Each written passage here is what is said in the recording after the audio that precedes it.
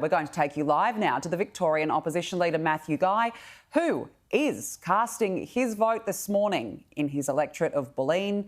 You can see there he is with his wife Renae and their 3 sons. He's just arrived there, standing in line like everybody else and making his way to the front of the queue.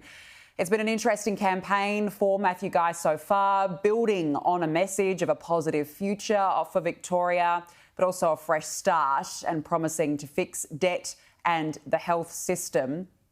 But he does have a fight ahead, according to a news poll in today's Australian newspaper. It is tipping Labor to secure power, possibly losing between 5 and 10 of its 55 seats, but still potentially delivering enough seats to form a majority government. But counting is still continuing, so it is still anyone's race at this point. Matthew Guy still confident, or has been very confident, particularly in the last week of this campaign, that the Liberals do have what it takes. Yesterday he was saying at his press conference that he gets the feel on the ground that while it will be close, he says that a number of Victorians are ready for that change. You can see there what he's doing, like everybody else, is getting his name ticked off there before he goes and casts his vote.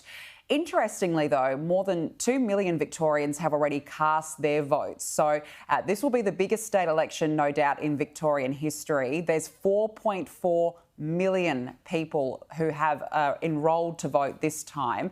The tightest battlegrounds, though, will be in the southeast, to the east of the state.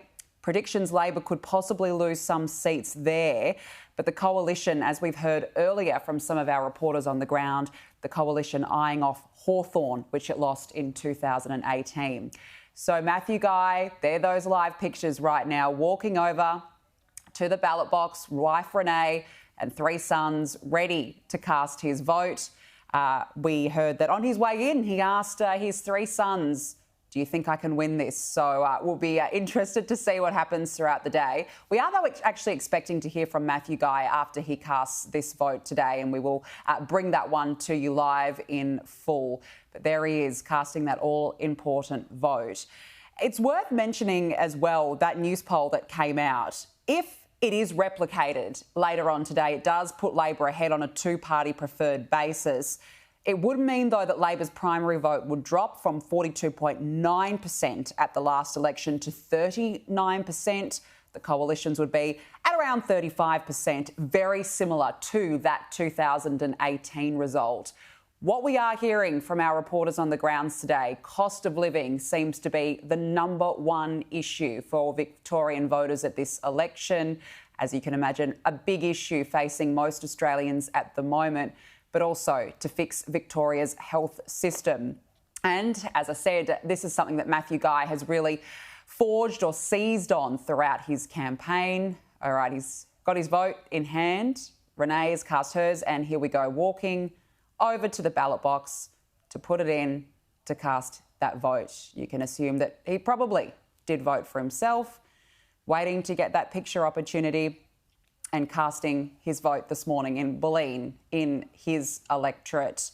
The coalition has pledged about $28 billion of election commitments, promising to drive down debt, repair the health system and restore integrity. But there is Matthew Guy this morning, casting his vote, getting that picture opportunity. And as I mentioned, we will hear from him after he has cast that vote. We know, though, that Daniel Andrews chose to break with tradition. He cast his vote early, but it wasn't in his electorate. He said that it was simply due to the fact that his 2 children work on the weekends, so he was not there to get this same picture opportunity that we are seeing on our screens right now.